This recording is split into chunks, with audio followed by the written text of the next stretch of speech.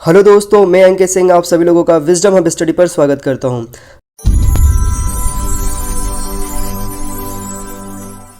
तो चलिए दोस्तों, हम शुरू करते हैं हमारा सेशन नंबर 52। पहले वह क्वेश्चन डिस्कस कर लेते हैं जो मैंने आप लोगों को 51 में दिया था। तो फिर प्रश्न है, अर्थ ब्लैक बॉक्स कहाँ स्थापित किया जा रहा है? तो यह तस्मानिया राज्य है जो कि ऑस्ट्रेलिया द्वीप का एक राज्य है, यहाँ पर स्थापित किया जा रहा है। IXPE मिशन का पूरा नाम क्या है? इमेजिंग एक्सरे पॉलीमेट्री एक्सप्लोरर इसका पूरा नाम है। LCRD संचार प्रणाली का पूरा नाम क्या है? लेज़र कम्युनिकेशंस रिले डिमॉन्स्ट्रेशन इसका पूरा नाम है। रानी अहिल्याबाई होलकर ने किस वर्ष काशी विश्वनाथ मंदिर का जीर्णोद्धार करवाया था? 1780 में रानी अहिल्याबाई होलकर ने इस मंदिर का जीर्णोद्धार करवाया था। काशी विश्वनाथ कॉरिडोर की नींव किस वर्ष रखी गई थी? तो 2019 में इसकी नींव रखी गई थी। दोस्तों, अब यहाँ पर जो हम 4 टॉपिक को डिस्कस करेंगे वे टॉपिक है यहाँ पर आत्मनिर्भर हस्तशिल्प योजना, supersonic missile assisted torpedo, Pinaka extended range system और गरीब नवाज रोजगार योजना। इन 4 टॉपिक पर हम यहाँ पर डिस्कस करेंगे। तो यहाँ पर पहला टॉपिक है आत्मनिर्भर हस्तशिल्प योजना। हाल ही में पूर्वोत्तर क्षेत्र के कारीगरों के लिए पूर्वोत्तर क्षेत्र विकास मंत्रालय के तहत आत्मनिर्भर हस्तशिल्पकार योजना की घोषणा की गई है। यह योजना क्या है? तो इस क्षेत्र के छोटे स्तर पर काम करने वाले हस्तशिल्पकारों का विकास करने के उद्देश्य से आय सृजन गतिविधियों की स्थापना करना, विस्तार करना, आधुनिकीकरण और कार्यशील पूंजी की आवश्यकता और क्षेत्र से संबंधित अन्य गतिविधियों के लिए सावधि ऋण के रूप में वित्तीय सहायता प्रदान करना इसका उद्देश्य है। यहाँ पर योजना शुरू करते समय आयोजित समारोह के दौरान कुल 17 हस्तशिल्पकारों को प्रति कारीगर 1 लाख रुपए की ऋण सहायता प्रदान की गई। यहाँ पर क्रेडिट सुविधा संपार्श्विक मुक्त है जो कि 6% प्रति वर्ष की रियायती ब्याज दर पर उपलब्ध है। यह ऋण 24 माह में चुकाने योग्य हो जाता है। नियमित पूर्ण भुगतान हेतु ब्याज दर पर 1% का इंसेंटिव प्रदान किया जाता है जो कारीगरों को ऋण के सफल पूर्ण भुगतान पर वापस कर दिया जाएगा।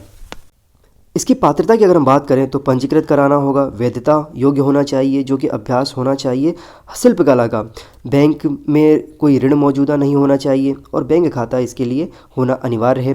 लॉन्चिंग की बात करें तो उत्तर पूर्वी विकास वित्त निगम लिमिटेड के द्वारा लॉन्च किया गया है। North eastern development finance corporation limited के द्वारा।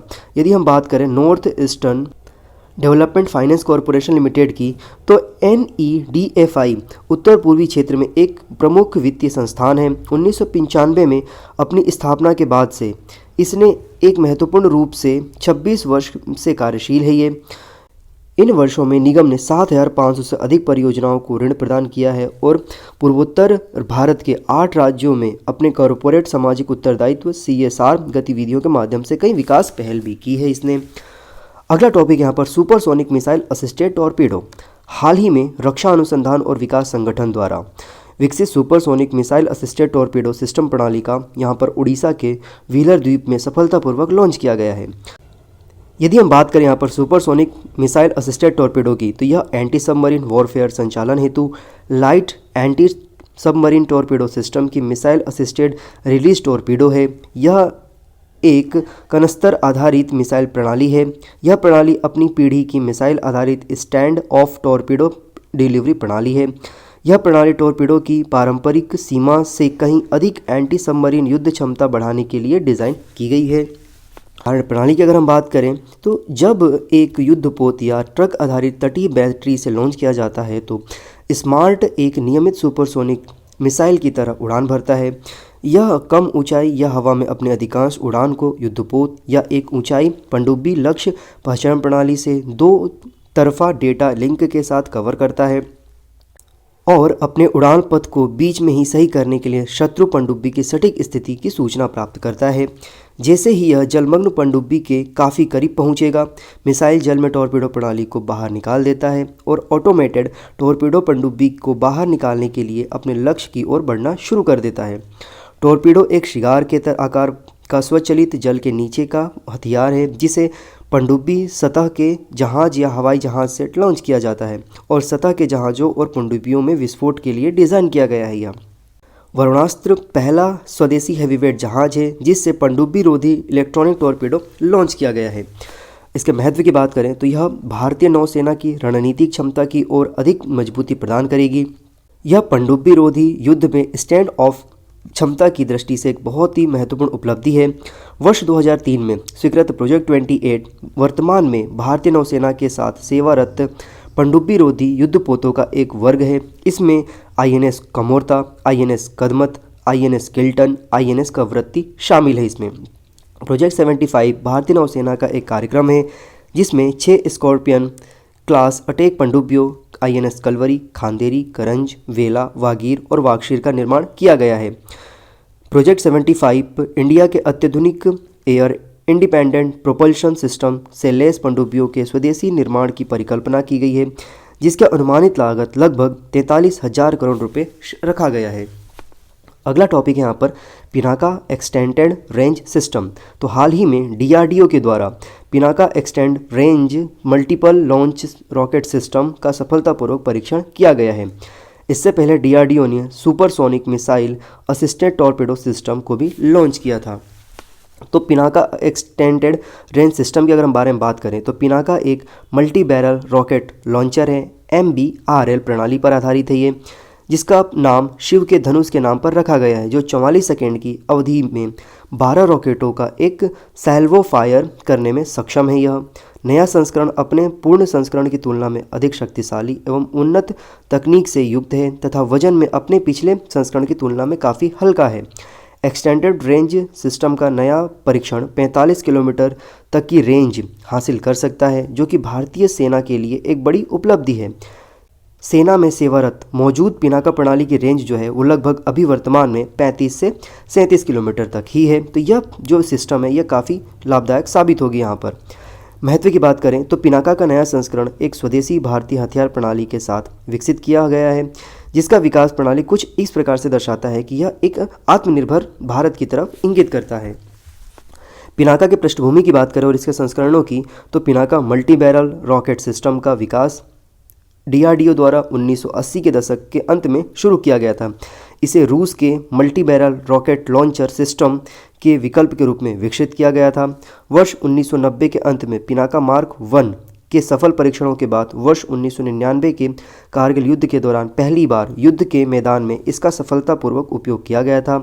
इसके बाद 2000 के दशक में सिस्टम के कई रेजिमेंट्स सामने बनकर आए। यहाँ पर इसके संस्करण की बात करें तो DRDO ने पिनाका के MK2 और गाइडेड वेरिएंट का भी विकास और सफलतापूर्वक परीक्षण किया है, जिसकी रेंज लगभग 60 किलोमीटर है, जबकि गाइडेड पिनाका सिस्टम की रेंज 75 किलोमीटर है और इसमें एकीकृत नेविगेशन, नियंत्रण तथा मार्गदर्शन प्रणाली भी मौजूद है।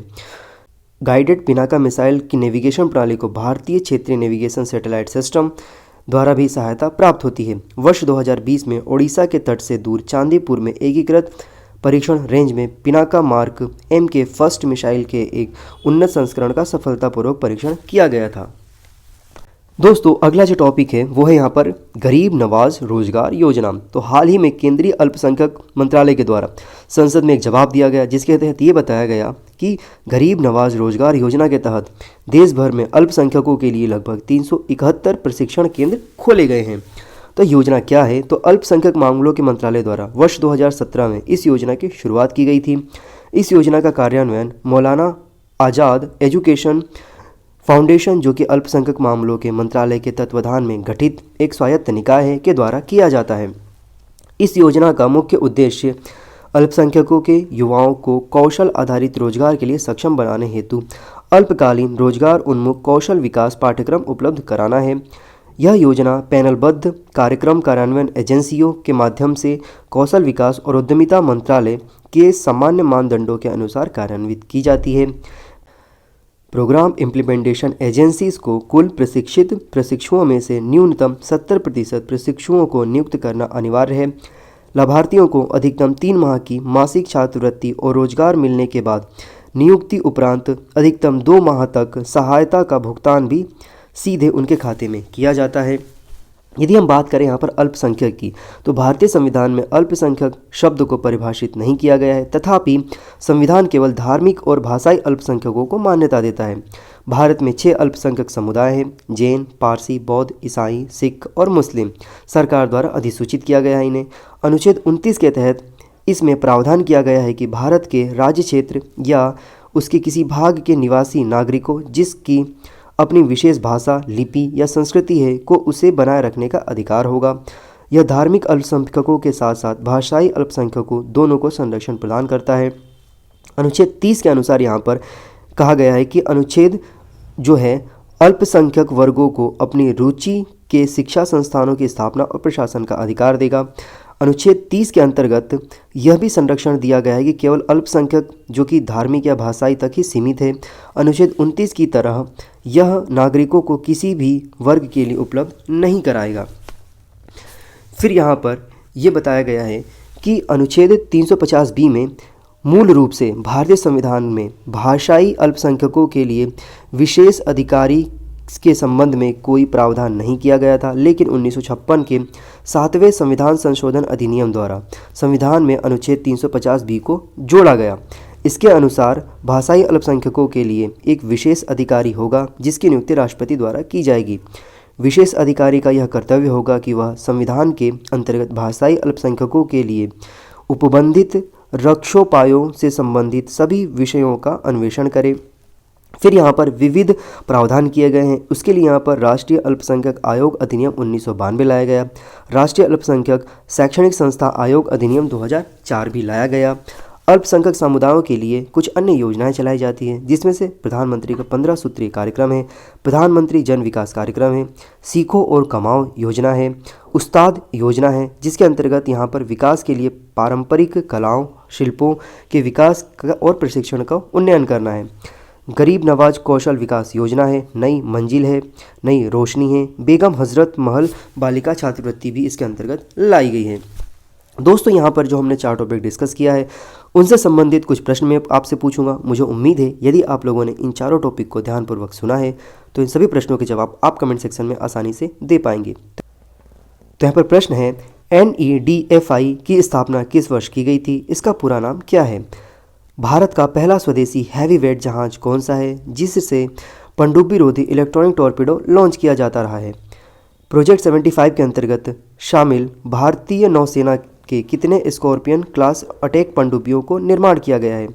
2003 में स्वीकृत प्रोजेक्ट 28 के अंतर्गत शामिल सेवारत पनडुब्बियों के नाम बताइए। 1990 के अंत में निर्मित पिनाका मार्क 1 का सर्वप्रथम प्रयोग किस युद्ध में किया गया था? इन सभी प्रश्नों के जवाब आप कमेंट सेक्शन में दीजिए। दोस्तों, ये सारे वीडियोस यदि आप लोगों को लाभदायक साबित होते हैं तो आप इन्हें देखिए और अपने दोस्तों के साथ शेयर करना बिल्कुल ना भूलें। चलिए फिर से मुलाकात होगी। Have a good day. जय हिंद, जय भारत।